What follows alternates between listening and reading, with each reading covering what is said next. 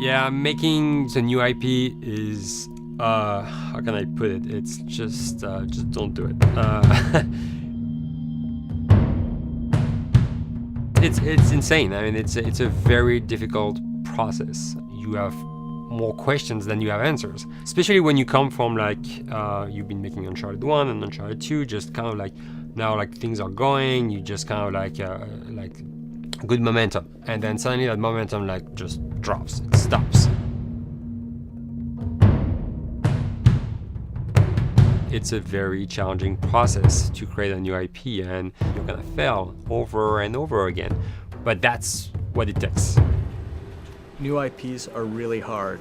They're hard because you don't know what's fun yet. You're building new tech, new AI, establishing new characters, new art, all this. You don't get that controller in your hand for like 6 months to a year. You don't know what it is yet. I remember like ages ago coming on the project and what are the infected gonna do? Like, what are they gonna do? They're gonna behave like this. I'm like, okay, we're like trying to imagine what's gonna happen. Fast forward like 4 months, they don't do that at all because it didn't work, right?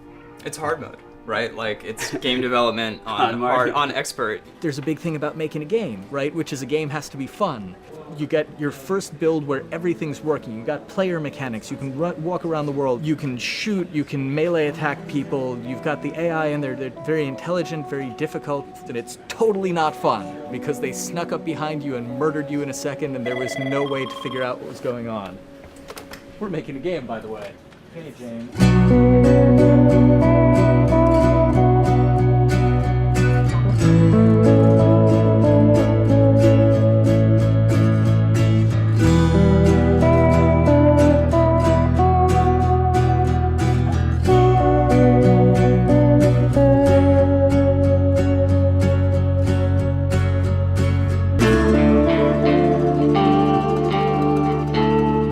The company has grown quite a bit since I started. I think I was the 12th employee or something back when we got started, but we've tried to stay true to those smaller studio roots. I've been here for 16 years. There's just no reason to leave. I just like the environment here. It's very non-corporate. I think the way we work on Naughty Dog is kind of special because we don't really like hierarchy or bureaucracy, and no one is really just a manager here. Naughty Dog has a very flat structure. We pretty much all report to the co-presidents and the game directors. I always tell people when we hire them, just like, my job is going to be able to trust you, and that's what I want. I want just to give you something and you go with it, and I know it's gonna get done. We believe in iteration, we believe in collaboration, and we believe in the people making the game working directly with each other. When we have designers and artists, animators all mixed up, anybody that's working on the same tasks, the same characters, the same areas, put them next to each other so they can communicate a lot better. We don't have a lot of meetings because if you need something to get done, you just walk over and you talk, and then you go back to your desk and you finish it up.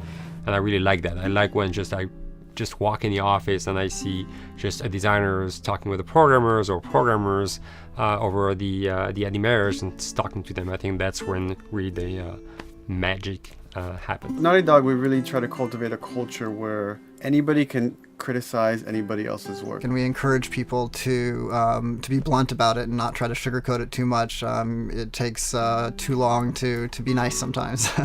It's not personal. It's based on more like how can we make a better game. We want everybody to have a voice. We want to cut out all the bullshit if we can, making sure that people are making decisions not based on ego, but what is going to benefit the game. When you see that people trust your opinion and that they value it, it's such a great feeling. You really feel like you're working as a team on a collaborative effort. We want to sort of remember where we came from and you know why we were successful then, and try to continue that success now. We make games. That's what we like to do. Back when Uncharted 2 wrapped up and we decided that we were going to build this second team and create a new project, we kicked around a lot of ideas. One of the very earliest ideas was to go back to Jak and Daxter. It's really near and dear to us. We really love those characters in that universe, and we think that there are some interesting stories still to be told there. We started to realize that it was not going to do justice to the franchise that the fans had fallen in love with. It would be shifting it so far in a new direction that we felt that effort would be more justified in developing a new IP. Neil and Bruce came to Christoph and I and said they wanted to do a post-apocalyptic game. I think the core essence of what they wanted to do, though, was to try to tell a story about two people and how their relationship evolved over the course of the entire game. That potential, oh wow, there is something very special about that game. This is going to be polished. Like, you're not sure if it's gonna work or not, and you have doubts. And like, should we be doing a game like that? Should we be doing a first-person shooter? Whatever. Like, you ask yourselves all those questions. And the creative director and the game director are the core of the team that have to really see eye to eye. That's why you have that balance between like Bruce and Neil's gonna try to push the just the story and the characters, and Bruce is going to try to push that with just the gameplay as well. And so it's kind of like those guys are just trying always to find the right balance between the two. It's a very delicate process. We feel that the interactive medium has an untapped potential to touch the feelings of the player. You have that connectivity, the fact that I'm actually in the world and participating in what's happening on the screen in front of me gives us some sort of advantage to make you feel connected with what's actually happening. At Naughty Dog, that's what we're trying to do, is pair story and gameplay together. If we can make you feel like you're actually with these characters on that journey, and you're invested in those stories and those characters, then you're feeling, in theory, the same thing that they're feeling. As the story evolved and took different shapes and different forms, the thing that was always there was Joel and Ellie. And because of that, everything kind of grew out of that relationship.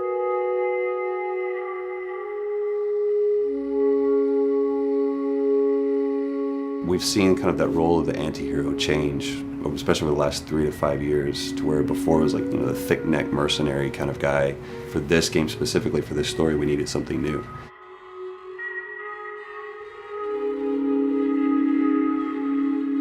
The reason we didn't want to make Ellie Joel's daughter from the get-go is because it wouldn't have anywhere to go. Of course, at that point, he'd be willing to do anything for his daughter because that is what a dad would do for his daughter. If they didn't even know each other at the beginning of the story, then we start from scratch. It's almost like the player has the same relationship to Ellie as Joel does. And we could take our time to build that relationship between these characters. And if we do it right, then the player will be feeling that same growth that Joel does. And we're kind of mirroring that emotional relationship between the two.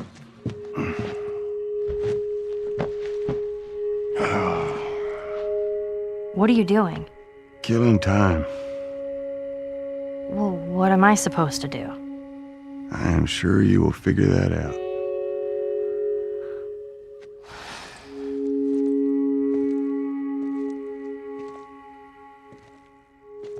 Your watch is broken.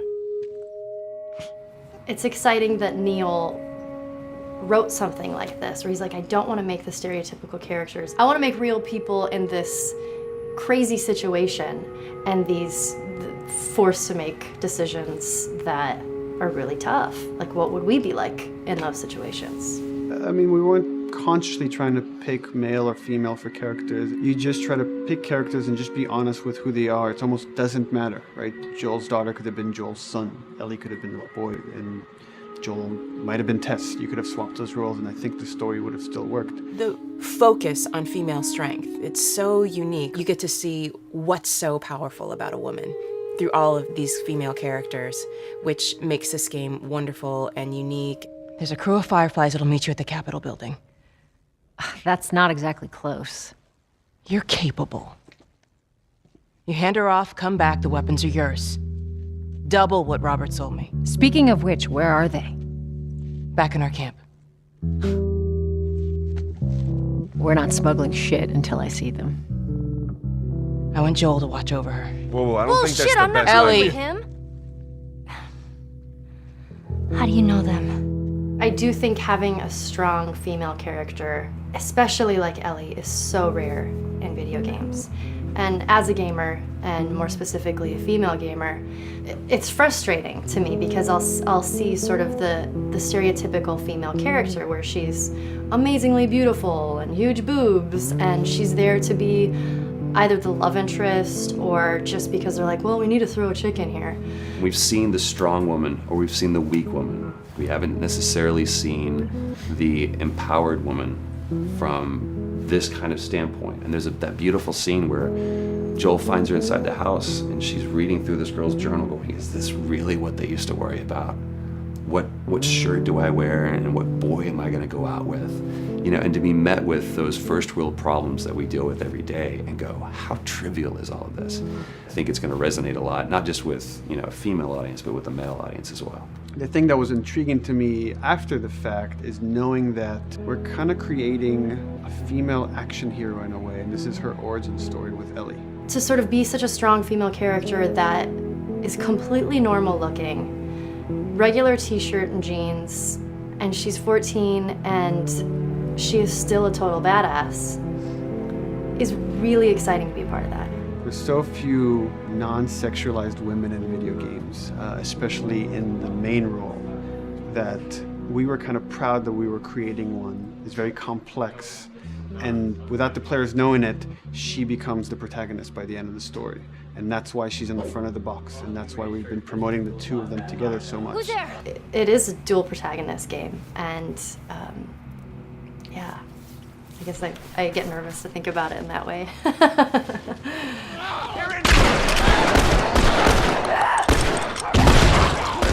We couldn't talk about it. In fact, in interviews we've been lying about it, saying you never play as Ellie because it was so important for that to be a surprise. Sorry, journalists. Here we go.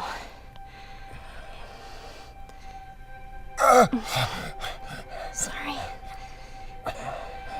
Hold on. That's it. The tone of the game was set pretty early on that we knew that we wanted to make a really grounded story. We knew that we wanted to make the player feel the sense of tension and dread and go through the same emotional roller coaster that Joel and Ellie were going through. One of the things we kind of struggled with is to say, well, if we want to really ground this world and make it so like realistic, maybe we shouldn't have anything that could be perceived as a monster. Maybe like by just having an infection that just killed people, and it's all about humans and how they deal with this post-apocalyptic society and how different people decide to survive. Maybe that would be enough. And what we realize is because we're making an action game, a lot of the storytelling happens on the joystick. And once we remove the infected, it's like all of a sudden now we can't tell the story through gameplay of what happened to the world. And that's where we kind of went back and kind of brought the infected back in, because it lets you see, once you're fighting them, the threat that people had to deal with that otherwise would just be very cerebral and people could talk about it, but you couldn't necessarily experience it yourself. In a novel that might work, in a game for us, specifically an action game, it didn't work. And from there, when we start kicking around those ideas, and we're just like, what would be cool just to play? The early inception for it really came from a BBC video we saw called Planet Earth, where they were talking about a cordyceps fungus. This cordyceps fungus gets inside of the brain and controls these ants, and mandibles start chomping, they grow up to higher areas, cordyceps fungus sprouts out, and then it germinates. And essentially uses them to spread its infection and take over whole colonies, sometimes wiping them out. As soon as we saw it, we were intrigued by the idea of, what if it jumped to humans?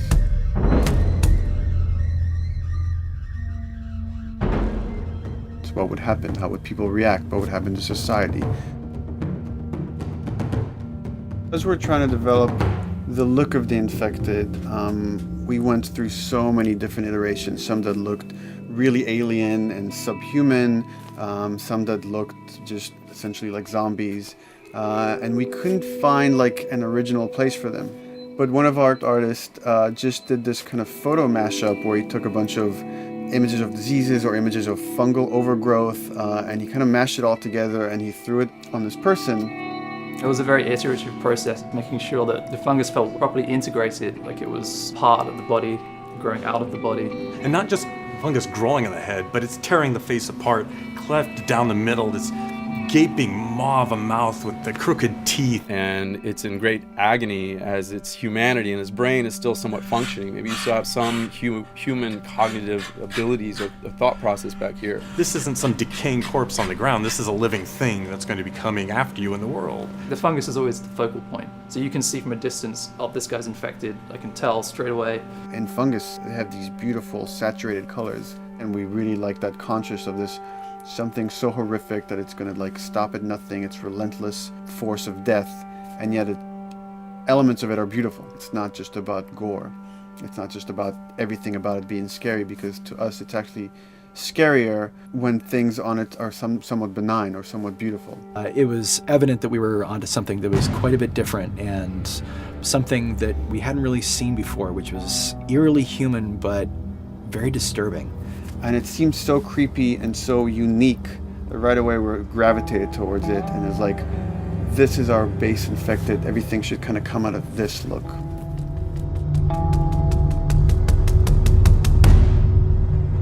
So once we had this idea of the face-splitting kind of look that eventually became what we called the clicker stage.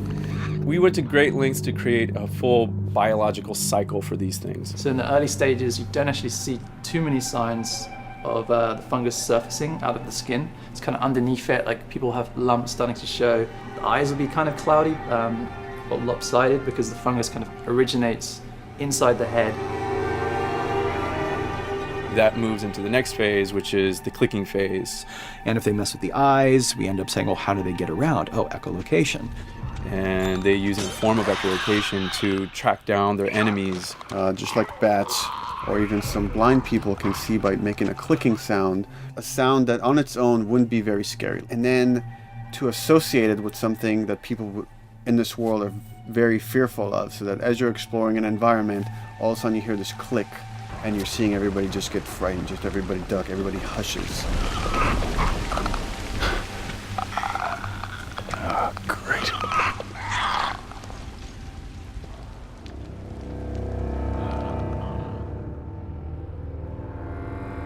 The bloater is the most severe of the stages. So large pieces of the body has been replaced by these kind of fungal plates. The fungus completely takes over the body and blooms. They're kind of covered in things that have been growing on them. Things like moss and like little life on life kind of. What the fuck is that? Goddamn bloater! When the infected feels like it's going to die, it finds like a dark corner and it becomes part of the environment. The human elements aren't there anymore. And then the body is gone. They lay down and sprout and then spew spores. And if people can breathe those spores, they become infected as well. It all had to kind of make sense of how each stage flowed from one to the other. And that's hopefully how we've created a world that you can kind of look through it and understand the science behind it and say, I could buy this, I could get into this.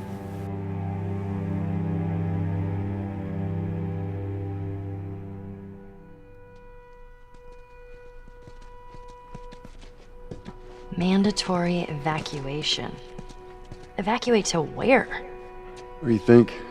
Quarantine zone. See, some places got a heads up before the infection showed up. Most didn't. Over the course of Joel and Ellie's journey through this game across America, you find all these different societies, all these different enclaves, and you get to see how do they deal with the infected. without the manifestation of this infection, you can't have these people making those interesting choices.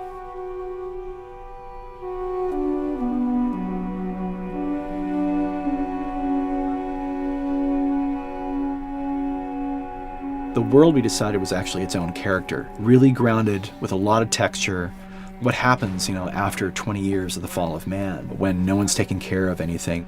This book called The World Without Us describes in detail how much fighting on a day-to-day basis we have to do to keep nature back. And once you stop doing that, how quickly nature can reclaim that. They talk about New York and how every day they pump water out of the subway system. That system breaks down. Within 2 days, a whole city is flooded. And once water gets introduced, then structures collapse pretty quickly. Trees will sprout, and wind will carry those seeds over, and gutters get clogged, and then when it rains, water fills up, and then pretty soon you have vegetation growing over there, and once you have vegetation, concrete breaks pretty easily for when there's a tree and roots breaking through that. Even some of the stuff we did on Uncharted, you know, exploration of how temples were ruined. What if you took those ideas and put them in Pittsburgh or Boston? And obviously right when that happened, you can imagine that being pretty terrible to look at. But you think about 20 years later, and with rainwater filling up those sinkholes and then those becoming like little marshes with lily pads in them. We had this wonderful piece of concept art we developed really early on, and there are all of these wild animals that have escaped from a zoo and over the past 20 years have bred, and now they have herds roaming these cities. And that's something that tells you that life goes on and this world is worth saving.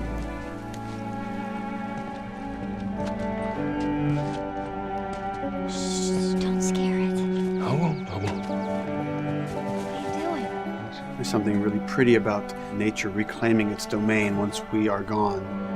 So fucking cool. We have another level of OCD of the logic goes into some of these environments.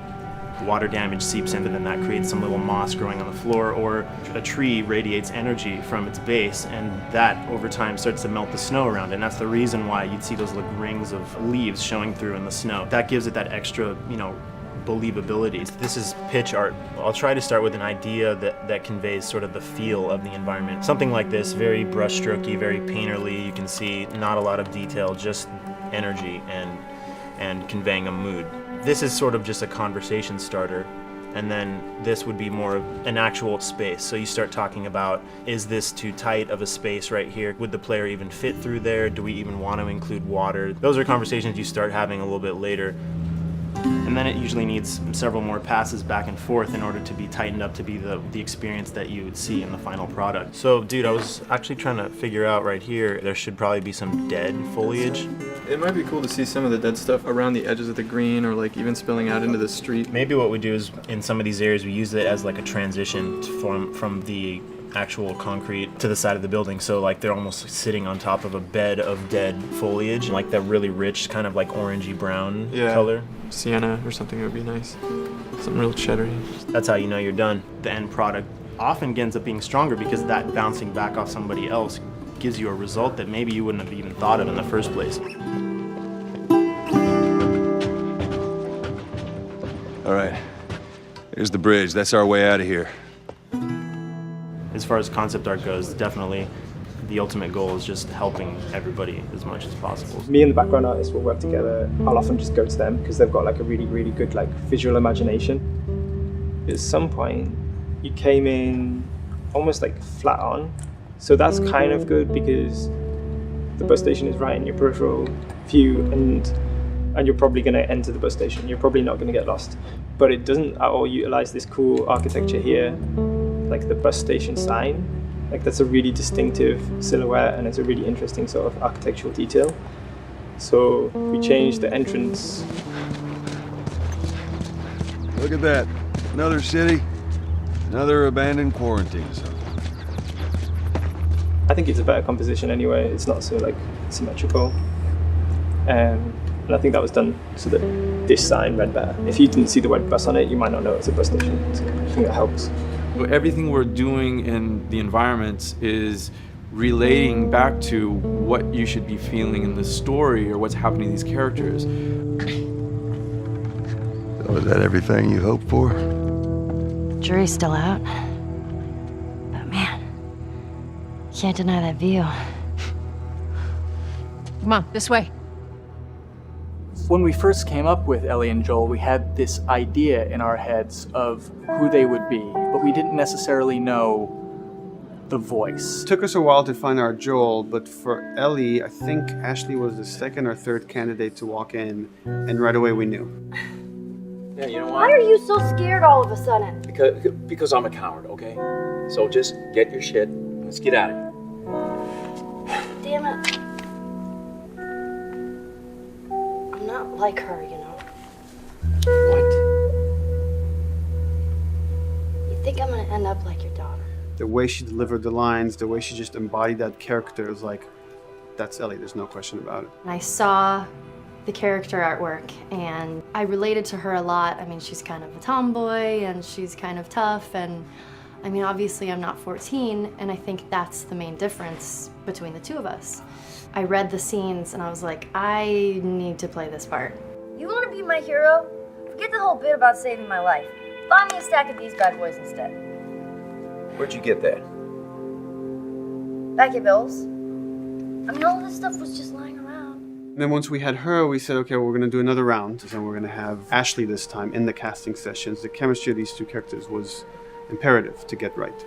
Troy was a really interesting casting for Joel because when you see Troy, he doesn't look like Joel at all. You know, he's so handsome and he had like, you know, the frosty hair and totally looked like Final Fantasy. And so I'm like, yeah, I don't know. He's like this tall, pretty. It didn't seem right. I walked into the room fully aware that I was the youngest person that they were seeing for this role. There was a line that was in the audition side that says that Joel has few moral lines left to cross. And so that became the anchor point to the character. But then as soon as he spoke and he had the grit in his voice, warm yet kind of dangerous. And his movement is just like you bought into it. Why are you so scared all of a sudden? Because I'm a big coward, okay? Now pack up your shit and let's go. God damn it. I'm not her, you know. What? You think I'm gonna end up like your daughter? Lily, you are treading on some very thin ice right now. It was Ellie and Joel. after he read, it was just like that was it. I've done some video games in the past, but to be handed the mantle of a franchise like this was a pretty big honor. Is she alive? She's alive. She's David's newest pet. Ah! Where? In the town. She's in the town. You mark it on the map. It better be the same exact spot your buddy points to. Neil pulled me aside one day, and he said, I have some ideas. And as you're well aware, Neil is a little twisted. He came up with this character, and I just jumped at it. It was such a departure from everything I've done here for Naughty Dog, to say the least. Name's David. This here's my friend James. We're from a larger group. Women, children. We're all very, very hungry. To be able to put on a voice that, hopefully a lot of people won't know, won't notice that it's even me. Because we didn't want it to be Drake. Drake eating people, that's a whole nother game. How did you put it? Tiny pieces. See you tomorrow, Ellie. Certain voices that I can do wouldn't fit the David's artwork, but he showed me the art, and I said maybe it's something like this, where everything's, it's very quiet, and just, he's not really sure, and the voice can break a little. And he just looked and goes, yeah, that's it. So I'd love to tell you, we hashed it over and we talked. No, it just, I looked at the picture and I tried something. He said, yeah. A few weeks back, I sent a group of men out a nearby town to look for food. Only a few came back.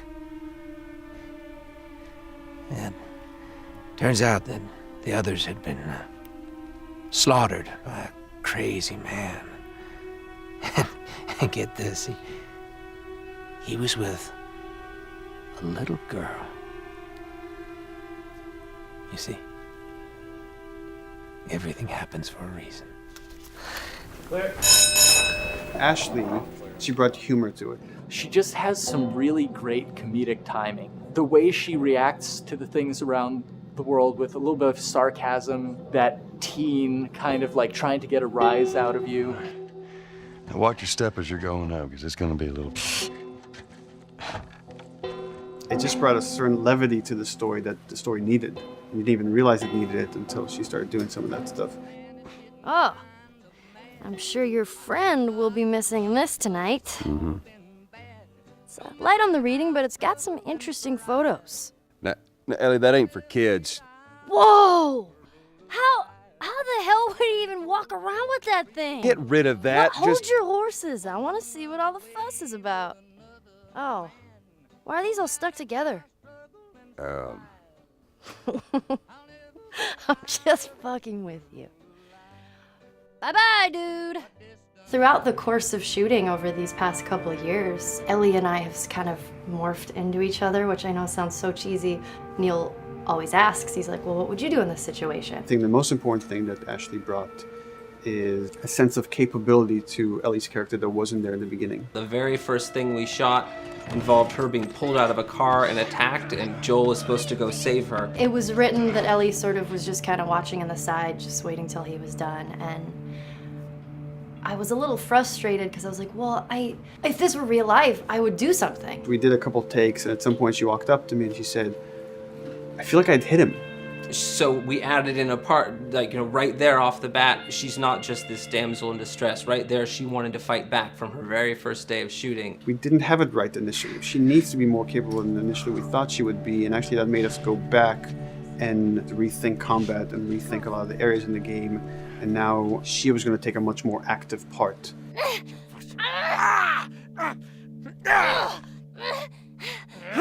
Anything that requires, you know, a lot of body movement, we do with the actors on the mocap stage, and we try as much as possible to use our actual principal actors, use their body motion as well as their voice. We capture it all at once there on the stage. Having the actors perform as well as being recorded at the same time was imperative to get an accurate performance, because every time you split up the performance in any way, you lose some of that magic where they did a gesture or they delivered the line a certain way, and those things have to be in sync, or there's just something subconscious that's like off-putting about the performance when you don't do it that way. You are treading on some mighty thin ice here. I'm sorry about your daughter, Joel, but I have lost people too. You have no idea what loss is. Everyone I have cared for has either died or left me. Everyone fucking except for you. So don't tell me that I would be safer with someone else, because the truth is I would just be more scared. It gives you the most authentic, most realistic performance, because you're actually there, not just making your own choices, but making your own choices based on the other people that are involved in that scene. So you get this truly natural approach to things, and it shows up. It's like theater in the round. You can do anything from any angle, and the smallest, most subtle thing we'll be able to pick up. There's no place to hide. So you have to be as prepared as possible, because you have no idea which moments they're going to use. There are these little improv moments and, you know, little nuances that you get that probably isn't scripted, that just comes out of play, you know, while they're performing. That mistake that is just blossomed into a really good idea. Did we improv on The Last of Us? Yes. Yes, we did. Doing this was a whole lot like being 5 playing in the backyard with a stick, you know, and this is my machine gun, and, you know, and a pine cone is my hand grenade. It's all your imagination. I'm doing the exact same shit that I did 45 years ago. I just get paid for it now. We square. We're square. And get the fuck out of my town. I don't do a lot of voiceover work, so for me it was nice to be able to work off of your other actors. I can't imagine it working any other way. I'd never done mocap before. I didn't know what to expect. The suits were crazy. Yeah, the suit gave me wedgies. Like, deep wedgies that I had to pick out with my middle finger. Too much information. Just how damn sexy I look in a motion capture suit. I look like 10 pound of sausage in a 5 pound casing in that thing, man. Once you get past the fact that like everybody else and you look like weird clown people with these little dots and stuff, once you like give over to that, it really was pretty easy to make it just feel like you're in the moment and in the scene. So everyone that was on this is a slam dunk. This isn't just another gig to them. And that creates a really cool energy for people to really start experimenting and playing jazz. Floor is yours. And action.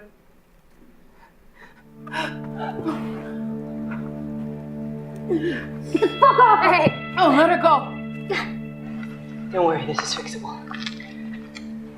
But I can't come with you. Well, then I'm staying. Ellie, I want Joel to watch over. Oh, no. Bullshit, I'm Ellie. not She's going to. I could just take her to the North Tunnel and wait for me there. Jesus Christ. Just cargo, Joel. How do you know them?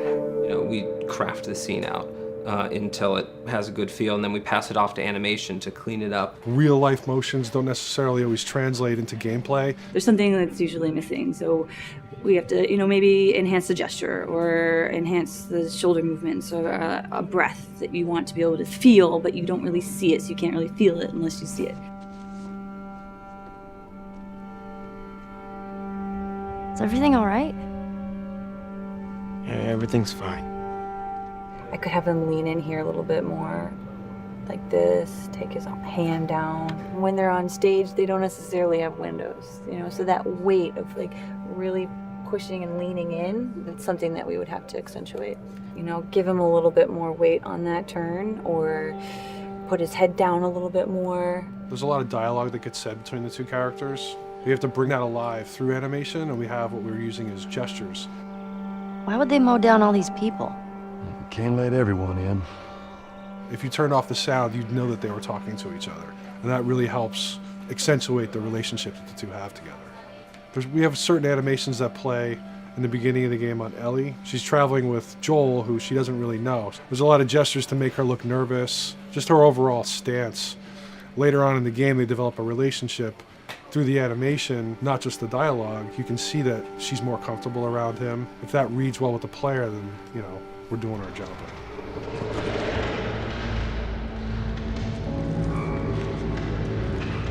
We want her to look scared. When she gets a gun, we want her to look scared of the gun.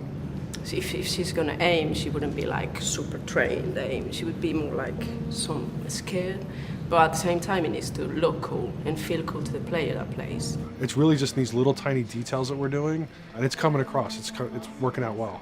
We don't do facial capture, we don't track eye movements on stage, it's just the motion capture data. Everything that you see on the faces is hand keyed. As you can see, this is all of her mocap data. And so when I'm doing something like this, I go back and forth to the performance that she was giving, and I watch just this section over and over and over again. So this is our default face. I can make everything super extreme and make her all squinty and angry, turn her frown down. I can open her mouth, stick her tongue out. It's listen, watch. Okay, where's her mouth at this point? Like, is it open? Is she making like a grimace? About Tess. I don't even know. Here's how this thing's gonna play out. You don't bring up Tess. Ever. Matter of fact, we just keep our histories to ourselves. We shoot all of it to just get the body motion, and then we'll do a second pass with the cameras. The scene's playing back on an overhead projector, but it's also playing back on a monitor that's attached to my rig. Sean and I would go to the stage and motion capture the camera filming the scene, and so he would get a whole wide shot, a whole close-up for the whole scene. You can change your lenses, you can use your standard 35, 85, 50s, whatever, all that sort of live action camera cinematography, you can apply it on stage. We make sure to go back in and add flaws. We keep the confinements of the room so the camera can't go past a certain wall, because then we have this cheated perspective. If the cameraman bumps into the wall, we keep it. Missing focus hits when you're pulling focus, going too close to a character and reframing, those little moments in there kind of keeps it very cinema verite. If everything was too perfect, you wouldn't be able to put your finger on it, but you'd be able to feel it. It would just feel off. It's very much about grounding it, despite having the option to do whatever we want. Being able to place the cameras anywhere we want after the motion capture gives us both advantages and disadvantages. The biggest advantage is it means that we just have to nail the best performances we can get, and the luxury is that we can always swap it. The 3D world gives you limitless opportunities with cameras and movements, exposures, all that stuff. Most of these cameras are sort of set up like real world cameras. So we have lens, we have f-stop that will create the depth of field. We have aperture to set our film back and all that stuff. A master, and then I have my close-ups, my over the shoulders, sort of just like a live action production. Let's go to camera 30 at the 23.458. Then I get that kind of weird, bend across his back. The closer I bring the camera, the more bend I get, which is, doesn't look right. It looks less cinematic than if I do that, which flattens the whole thing. And I'm trying to also catch Ellie. Like if you scrub a little more, catch her in the back here. So I want a longer lens of that kind of stuff. Since I've only had experience working with live action before I got into video games, it was a kind of a cool adjustment to be able to have this extra flexibility in post, to swap a line of dialogue for something different, even though that's not what the actor said at that time, and to be able to still have a close-up on them while they said it. You get to make it probably more perfect than you could ever make it in live action. How far are we gonna take As far as it needs to go. Where was this lab of theirs? Because our actors are both the voice and their body, they get to play, they get to try things, they get to work with our director to kind of come up with new ideas, or even our director will have a new idea on the spot that wasn't there in the script, but realizing when he sees it, oh, well, this would actually be better, this might feel better. And those changes all just happen organically there on the set. He could even lead straight into his thing. It's like, no shit, yep, Tyler wanted to do that, so we rented 2 Harleys and drove cross country. Keep it pretty succinct. Like, we got the bikes, rode them cross country. Cool. It's shocking to me that this is Neil's first time directing. There was a specific tone and a specific approach that Neil and Bruce wanted to take with this. It just came down to, there's nobody knows this story better than you, and then there's nobody that knows these characters better than you. Why don't you just do this? He and I actually had a conversation about it. He says, I think I'm gonna try this myself, and I'm not sure.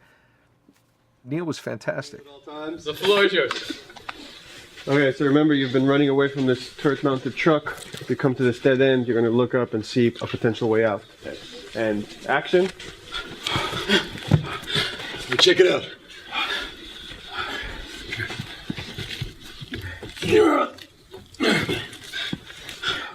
I mean, his writing is honest, and it's dangerous, and it's natural. And I love his economy of words. He doesn't hit everything on the nose, so it leaves it open for you to interpret and bring some nuances and things like that. The entire process is collaborative, but really it's led by Neil's willingness to change and flow and decide something doesn't work, fix it right there in the moment.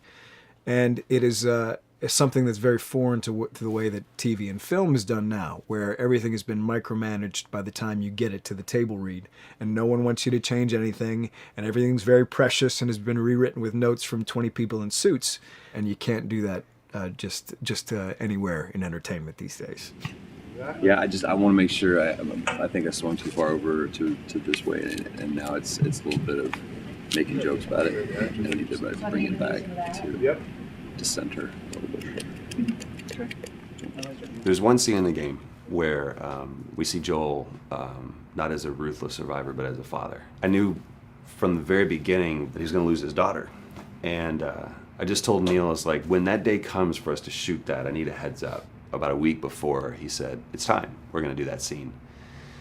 I was like, okay, because I knew that I was going to have to go to this place that you don't really want to go to as an actor. You want to find some aspect of reality that you can empathetically draw from, Troy and I were both kind of just like walking around for a while and just kind of getting into the zone, and well, my grandpa died when I was 8.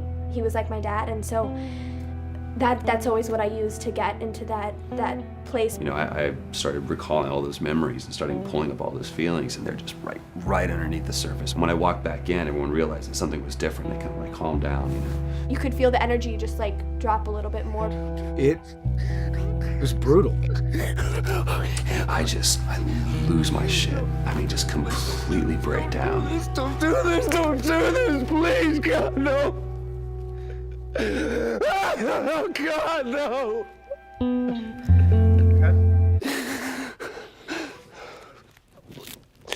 The soundstage was deathly still. It was the first take, and I felt really good about it. And it's like Neil said, okay, let's do it again. And so you do it again, and automatically you feel like you're manufacturing because you're trying to go back to that place, and you're in that actor nightmare of trying to get back to that reality. And we go through it again in 5th and 6th and 7th take, and I'm just exhausted. I'm crying between takes, and I'm looking at Neil going, this is really, really hard. And finally, after like the 8th or 9th take, he said, all right, I think we got it. I was like, oh, thank God. And I went outside, and I was just jacked up for the rest of the day. Just a wreck emotionally. But we got it. Then 2 weeks later, he calls me. And he says, so we need to reshoot a scene. I'm like, cool, what scene are we doing? And he just looks at me. I said, dude, don't do this to me. And you can either at that moment throw your hands up in the air and say, fuck this, and walk away. Or you can say, okay, this is an opportunity to get it more right. I'm like, okay, all right. If you don't think you got it, I'm gonna show you that you got it. We've got it in the can. And so we go through it again, and it just feels fake, feels artificial. And Neil goes, go through it again. We start doing it again, and I'm getting madder and madder with each take. And finally, about the fourth take, Neil comes over to me, and I love him so much. He goes, so I'm picking up on some resistance. I was like, you're damn right you're picking up on some resistance. We've got this in the can already, and we're just wasting our time, and we're wasting all this effort and energy. And then he started talking me through the scene. And he was like, what I need you to do is I need you to just strip yourself of all these ideas, and I need you to hit this beat, and this beat, and this beat, and this beat, which just makes it sound so mechanical, and it's such an emotional scene. So we start going through it, and literally I am mindlessly doing these things at this point. Okay? I know it hurts, baby. I know. So I'm gonna lift you up. I'm gonna lift you up. I'm gonna get you over here. Come on, baby. Come on, work with me, please. God, baby. Sarah. Sarah! Don't do this to me, baby. Don't do this to me, baby. Come on. And he stops, he goes, now we got it. And I realized that the reason why I wanted that first take to work was because I wanted everyone to look at me and go, wow, what an actor. And that's not what the scene needed. Those moments where you just have to sort of calm your ego down and just go back and do your work. That scene actually works, not because of me, but in spite of me. And that really is the marker and definition of working with a truly good director. There are many like it, but this one is yours. Why don't you have a seat?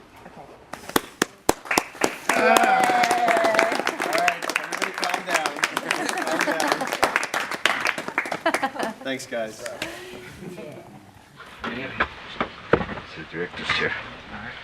Working on the project, we knew we wanted to have a pretty minimalist soundtrack. And we had a folder where we just throw music in there. Looked at the folder one day and we saw, we have a lot of stuff here from Gustavo Santaolalla. We're looking for a composer. What if we reached out to him?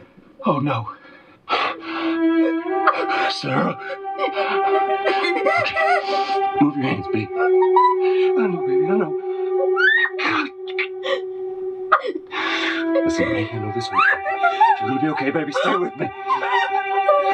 I want to pick you up. I know, baby. I know it hurts. Come on, baby. Please. I know, baby. I know. Sarah. Baby.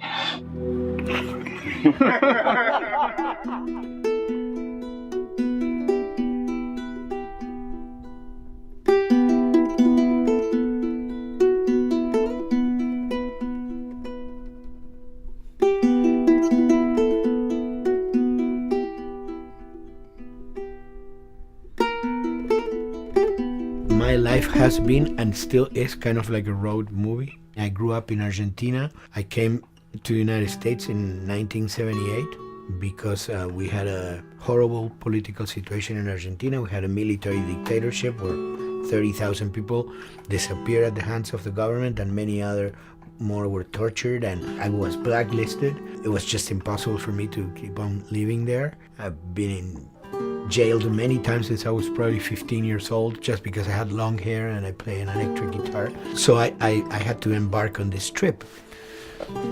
I can relate to that kind of need of movement and going to the next place and the next place and the next step.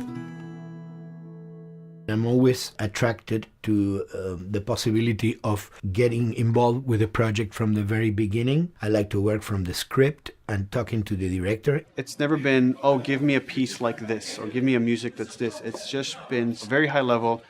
Here's what the story's about. Here are the themes. Go write some stuff. Since I don't know how to really read or write music, the way I produce music is actually recording it. So I like to come early in the projects, and I did in The Last of Us.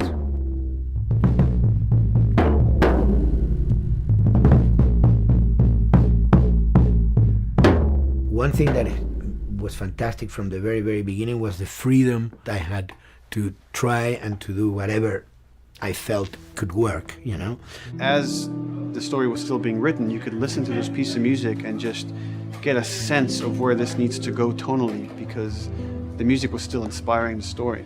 So that was the great thing of having the music written so far in advance. You know, at the beginning, I was going really out with some things, and sometimes some of those things were the ones that they liked the most, you know?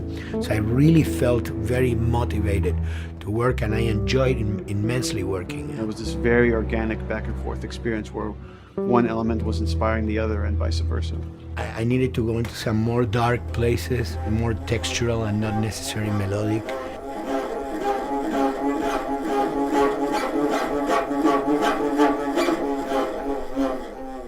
I'm always trying to sort of push myself into playing instruments that I don't know how to play. There's an element of danger and innocence. Lennon once said, you know, give me a tuba and I will be able to do I'm an artist. I should be able to do something. I like to put myself in that situation.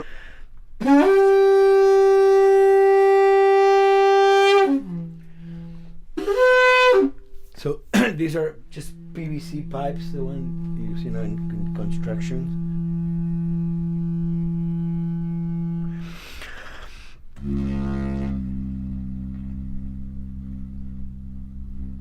Or instruments that I know, kind of twist them. From the concept of the prepared piano, you know, I mean, I've worked with prepared guitar to stick things into the guitar and things like that. And also in The Last of Us in particular, I work with a detuned guitar. So I really tune the guitar extremely low. And the result is, you know, strings that are very loose and will produce not only sound, but produce noise. Because I believe, you know, every environment has its own sound. We have in our, you know, small studio, we have actually the possibility to record almost anywhere, including the bathroom, and we have done some fabulous recording, especially in the kitchen. When you score to picture, which is something that I don't do, then you know what you're going to expect. But when you provide people with music, like I've done in all the films that I've done, and then you see it, how the director decided to use that, you know, in what particular way he uses it or where they edit it, it's always fascinating to me. I watch a scene and I'm going, you know, it's fantastic how they use this piece. I would have never, of all the music that I've done, probably I would have never used this piece there, but it works, you know, great. So I like that feeling of collaboration.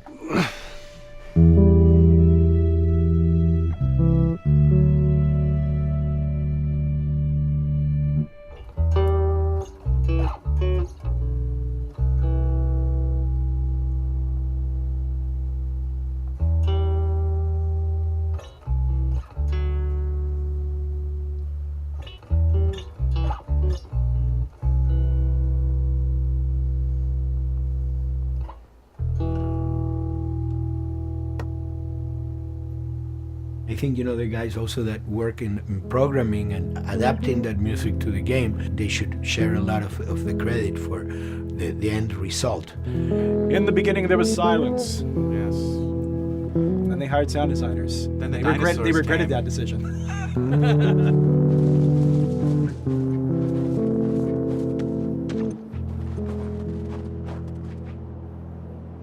Hold it steady. Ha! Got you!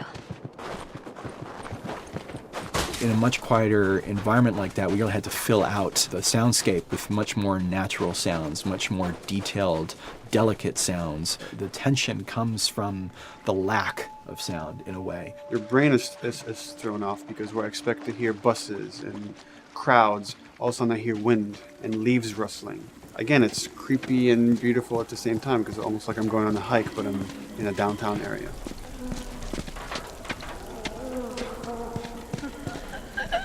Get up over this truck. Let's see what we can find. To Neil, I mean, we were going through the iterations, so he just did not want, like, yells and screeches and what he called kind of witchy qualities, the cackling witch. He didn't want anything like that. It was a little bit of a head scratcher to figure out, okay, how do we make it sound human but not human? Yeah. We really did not want to use any animals. We wanted these all to be human. Derek and I basically decided to hire a couple of voice actors who did some interesting work vocally to see if they could come up with something. And we worked with this girl, Misty Lee. She started giving us these really great screeches. And that's no process. Yeah, that's just her voice. And it started going into this little click. We also used a little bit of Phil's voice.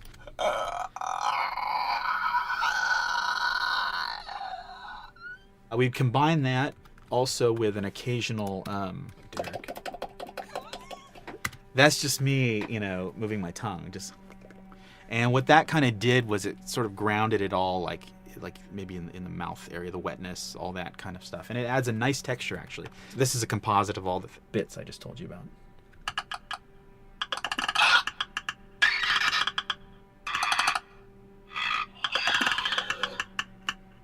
Sounds like a Snapple bottle. Oh, the lid? Like the lid, yeah. That's a good idea. Fuck, where were you guys months ago? Why did we think of that? Why did we think of that?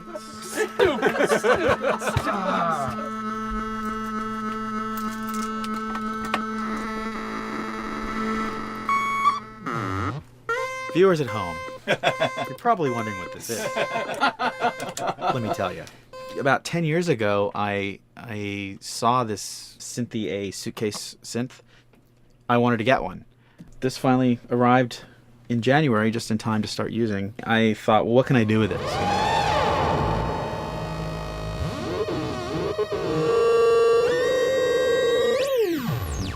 In Lakeside, there's a whiteout that happens, and this thing has a noise generator, which gives really convincing wind sound.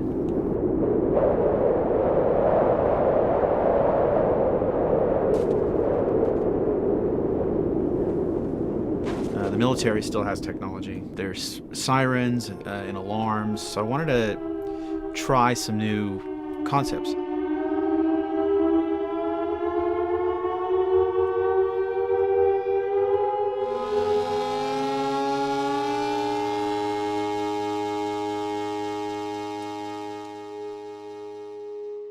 Man. What? Nothing, it's just... I've never seen anything like this, that's all. You mean the woods? Yeah. Never walked in the woods. It's kind of cool.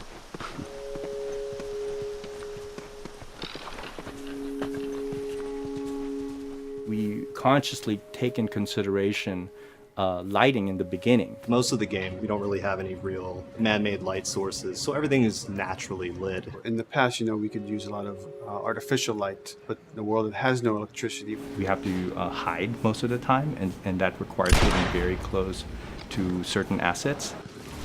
Just stay back.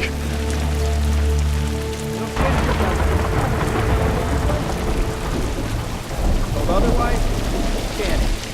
Detail's expensive, and if you build up too much of it, you end up running into technical problems, right? Your engine slows down. When the frame rate goes down, everyone can bring up the profiling tools and see which parts of the frame actually cause the drop of the frame rate. This is the profiling tool. These are all the SPUs. Here's the GPU, and then here's the PPU. You can see here's the main process and here's all the sub-processes, and you can see, tells you how many milliseconds and cycles it's taking. The programmers are whiz at modifying this stuff and realizing, oh my God, why is this thing so big? We're taking 10 milliseconds on this thing. And then that's when they come over and find somebody and hit them over the head with a club and be like, why are you doing this? I love, we put the 30 frames per second goal because that's what we shoot for. Someone nicely put the 60 frames per second goal. It's like, yeah, we're not gonna hit that. Lighters usually can come up with different lighting setup that still looks great, but is less costly in terms of performance. Did you talk to the character artist about her hand? So her face is getting a lot of spec, but then her arm is just bone dry. You think something we can tweak in shader? We'll have to send back to character team Michael to take a look. I can play with the lights and see if that's creates more spec. Yeah. I've never ever focused so much on lighting and how much sensitivity there is to that here. One of the first lighting scenarios I had to do was like 7 a.m. like overcast. And I'd like wake up early and like take photos with my phone. What color are the shadows, what color is the light? It is a master's course unto itself of how to deal with ambient lighting because I've never had to use it so much. Man, this is kind of sad. What is? All this music that's just sitting here. No one's around to listen to it. I don't know, it doesn't seem right. All the characters cast soft shadows onto the environment. Even when there is no direct sunlight or no direct light sources, we still have nice fuzzy shadows. When you're walking down the hallway and you see your soft shadow goes along with you projecting on the wall on the environment, that make everything look real.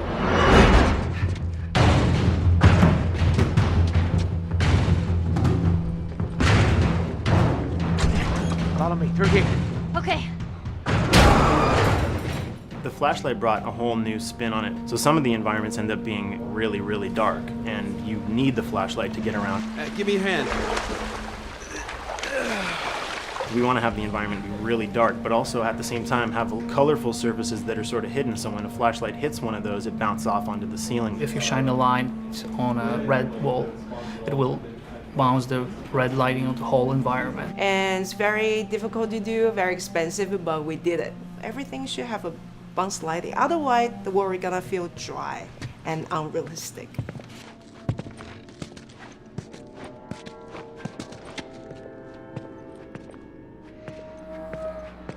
I guess this is where the assholes sleep. I mean, slept. This engine is really driven in a way towards a very high level of cinematic control over each frame. And hopefully, if we achieve our goal, you'll see it is beautiful. There are these truly beautiful moments amid all this chaos and destruction. Yeah, once we're done with this whole thing, I'm gonna teach you how to play guitar. What do you say, huh? Ellie, come on.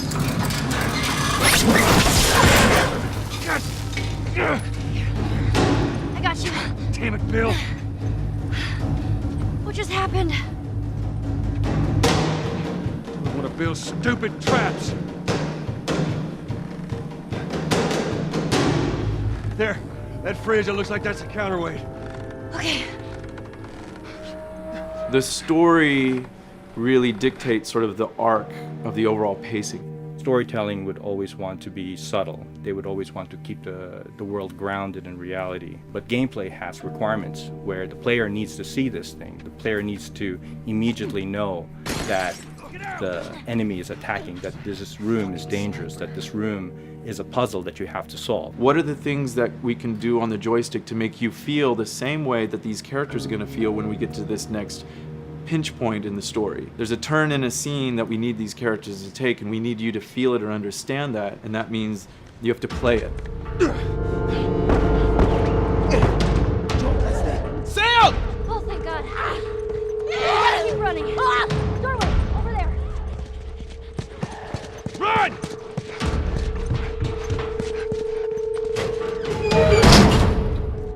We really want to make sure that there's that contrast between the negative space and then the high tension spikes.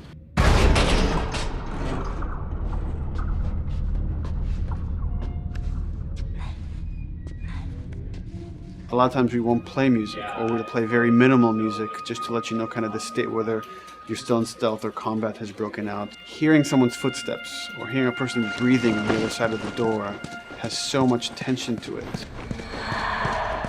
You hear that? Shh, quiet. You feel the tension of the world, make you question whether you want to engage with these guys or kind of try to stealth around them. That's another reason why we don't have traditional cover in the game. You smoothly move around everything, contextualizing with the environment, but you're never locked down. We want the player to, with that crafting system, with the scavenging system, with all of the abilities available to them, to constantly be moving around and changing as the moment arises. Gameplay is all about, I have a limited set of tools, and how am I going to use those tools and those limitations to overcome this obstacle in front of me. And that obstacle might be infected, might be another class of humans that wants to kill me for a bottle of alcohol in my shoes.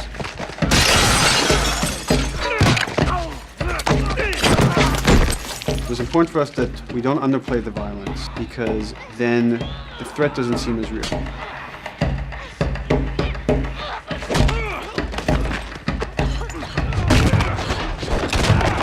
We see video games as this incredible medium to tell stories. We want to treat it as equals to books or comics or TV or movies. This is subject matter that would not be considered out of the ordinary to tell in one of those other forms of entertainment. Fucking honors. See, this could have been us. We wanted you to buy just the desperation of these people and why they're behaving this way, because it's so brutal. And at the same time, we didn't want to make it so over the top, stylizing it, so then it doesn't become as real. It was important for us actually to hit that middle ground where it's kind of disturbing. That glint that's happening on that curvature, it'd be good if there was a way that we can guarantee that from this angle, we're seeing it. But really it's flat. Overall too bright and opaque. Yeah, looks like paint. Yeah, see, the blood on the ground works really well. It's something about the other shader is messed up in this environment. We got to fix that to unify the look. Shouldn't make you giggle or laugh or any of that. You should be kind of appalled by what you have to do, but you understand why you're doing it.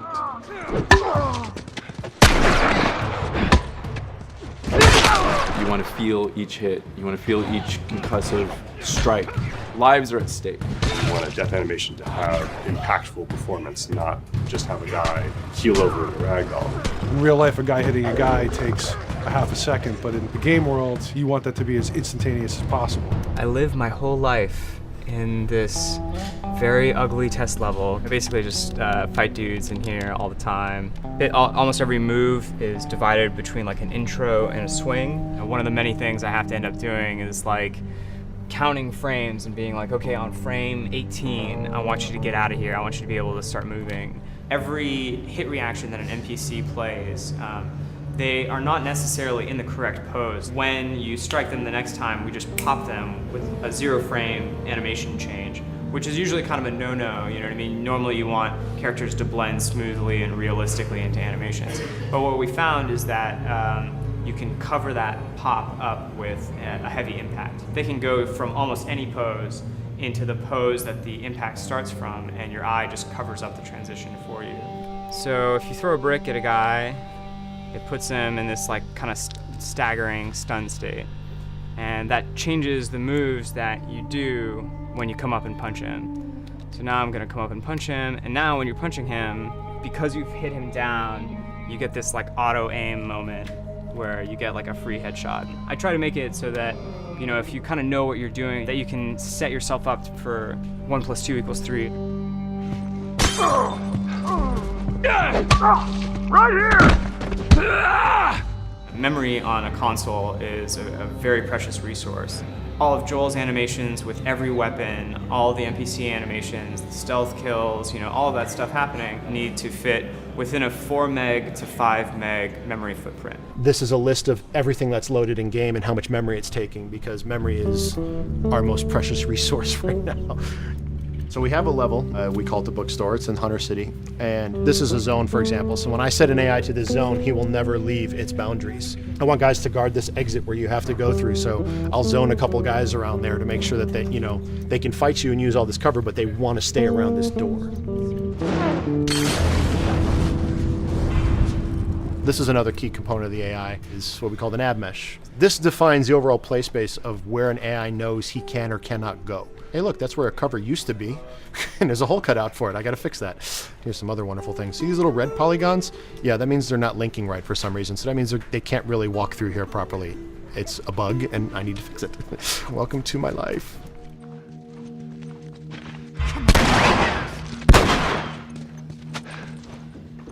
Hey!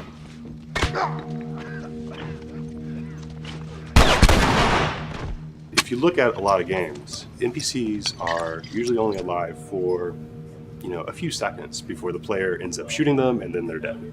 We want our guys to be much more dangerous and much more threatening, which means they have to be alive for longer. They need to exist in the world for longer, which means you as the player can witness them acting out their behaviors for longer.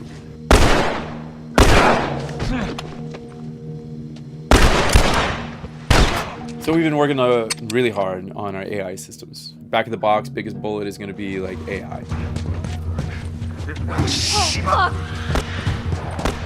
So we tried a number of different prototypes with the buddies, including having Ellie be super independent of you. She would try to flank the enemies, get behind them, or get between you and them. And a lot of times those decisions should surprise you, just like a real person, a real character would surprise you. And we discovered after many different prototypes, the best thing for her to do generally is to stay very near you. You need the exploration, you need the scavenging, you need something to say like, okay, if we just crank it to 11 the whole time, then it's pinned up there and there's no time to breathe, no time to assess or analyze, and no time to really contrast. There's no way of shifting the pacing.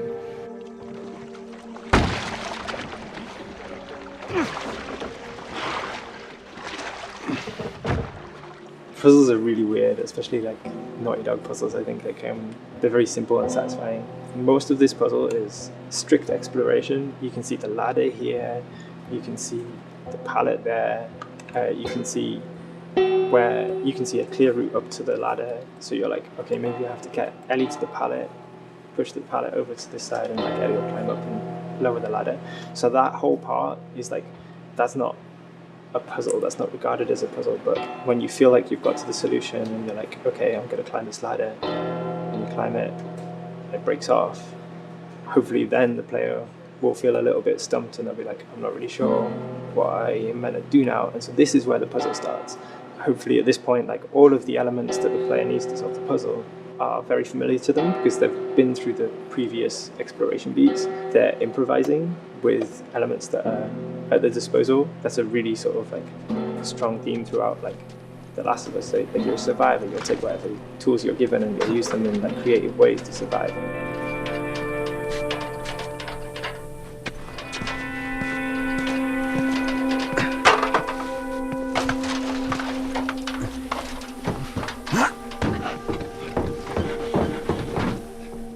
We set out to create something kind of new to Naughty Dog, this crafting system. Our lead designer, Jacob Minkoff, he got this book of like the survivalist handbook and homemade munitions and all sorts of funny stuff. Just start reading about, okay, if I was just wandering around in a collapsed society, this world, what stuff that seems like I could find? Alcohol and sugar, you know, if you want to make a smoke bomb. It's difficult to balance the right amount of resources against what you think the player's going to need and making sure that the player feels like they're getting just enough to survive, but not too much that they feel like they're a powerhouse.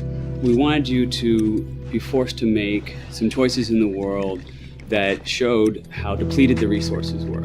So if there's a particular point in the story where the characters are having a particularly difficult time surviving, then we want you as the player to be finding fewer items, farther apart, harder to survive. We will item starve you at the same time that those characters are feeling starved and worn out. Then you expose something to them. Oh, here's a cache, and if I can just get into that cache. Oh, look, there's a wealth of things in here. God, I was so worried. My health was low. If I had run into a combat, because it's always that thing in your head, it's that Hitchcockian thing about the danger that you see is less meaningful than the danger that's in your head.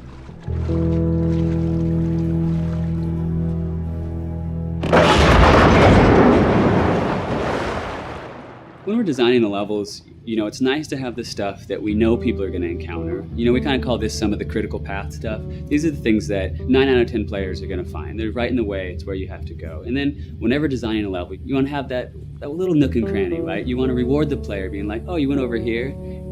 And then you also want to have that other second nook and cranny. The player is supposed to go place a ladder here and climb up through the rest of the hotel.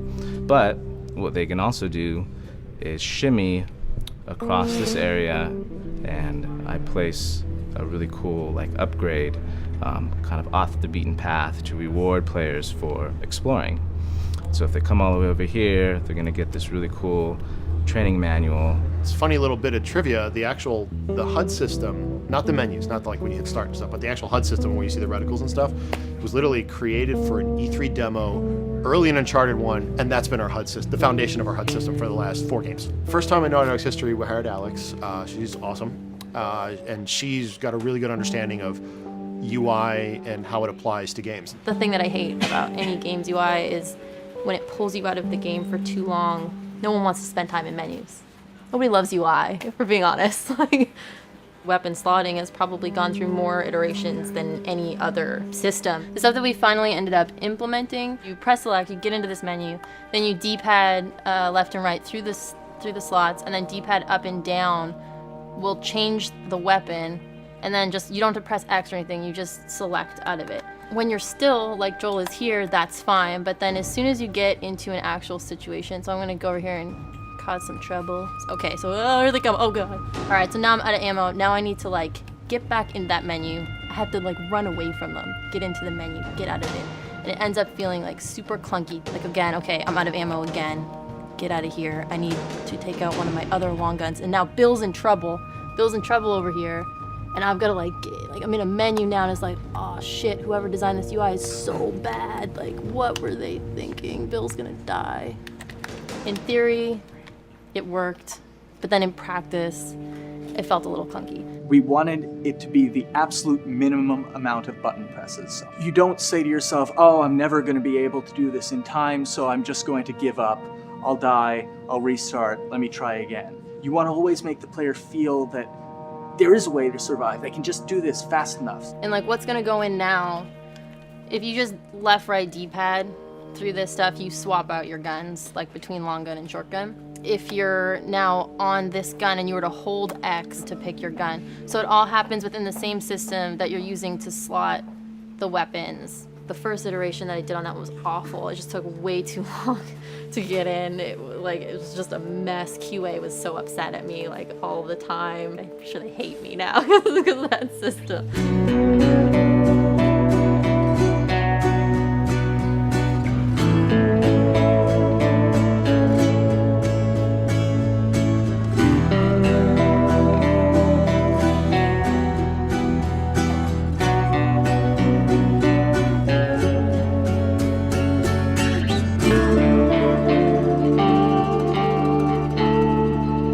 I think the way the industry is kind of maturing and changing in general, you're seeing a lot more focus and importance on refinement and polish. So having internal QA really helps.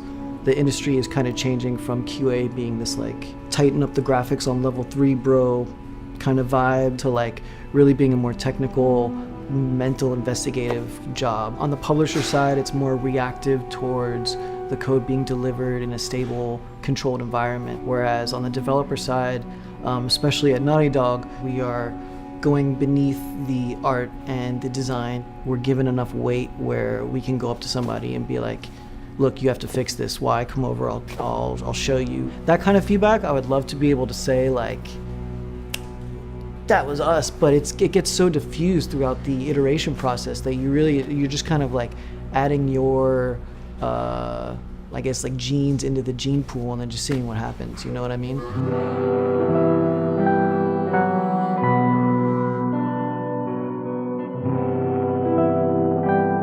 Everyone's working all the time now.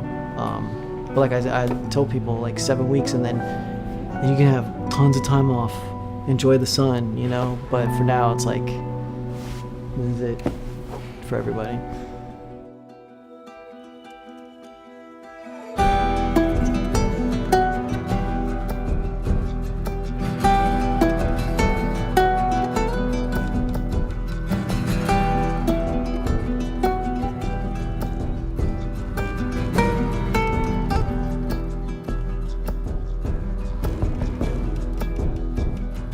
Crunching has been is part of making games. I feel it's human nature, right? If I'm gonna have a guest at home that's gonna come for a couple of weeks, I'm probably gonna clean their room just the day before they arrive, right? And I think it's the same thing. It's just like everything comes together at the end. I personally enjoy Crunch. I think you get this like absolute laser focus because it has to come together.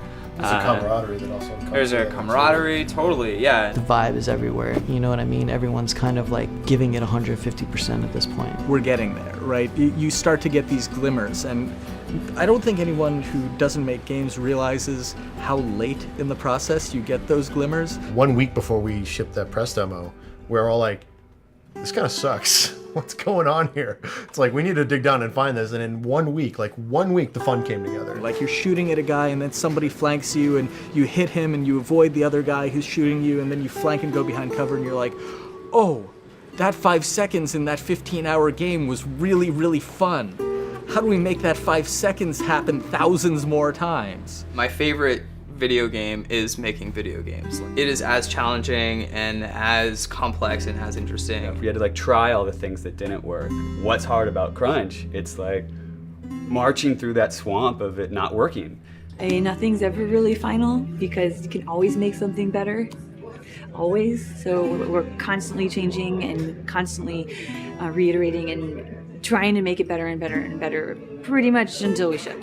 As an artist, you're never really happy with your work. You could be given like 100 years to work on something, you'll still find things to nitpick and things to fix. Yeah, you can work on the game for 10 years and you'll still be crunching at the end. So it's like, okay. All of a sudden, it's like getting ready one morning in the shower, and I was just like, oh yeah, I'm about to ship another title, and this is going to be a really good title, and it gets you excited, and you're like, all right. Do I think the game's gonna be good? Yeah, it's gonna be awesome. I think it was good a little while ago, and now we're gonna make it Extra kind of good. amazing. Yeah. What it will take to get there in these next 5 weeks is gonna be a lot. I'm excited. I have faith. Every time we're shipping a game, it's terrifying. You just hope for the best. You don't know, right? I mean, people have different opinions. We have to go with our guts, and I trust the team just to pull it off. This, hands down, is the hardest, most challenging thing I've ever done.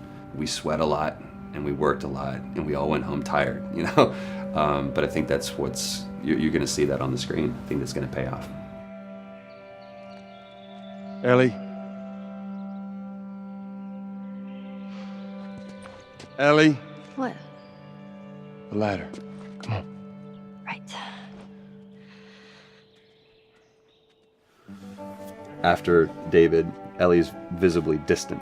You could have done a cutscene to show, hey, you're being very distant, and she's not responding, but to also do that in gameplay, to where it's something that you've done just countless times throughout the game with, let me boost you up here, get the ladder, bring it down so we can do this systemic thing, and the character responds with that, and you have to actually go over to her and go, hey, come on, the ladder, we've done this, let's do this. It's a subtle choice. Like Bruce and I talked in the beginning, is like we have these mechanics, how can we exploit them in a narrative sense? And that's one of those opportunities. I just think it's incredible that happens in-game. It's not a cinematic, it's something that adds weight to that controller when they're playing. Wow, so good! Let's go eat. Let's go eat.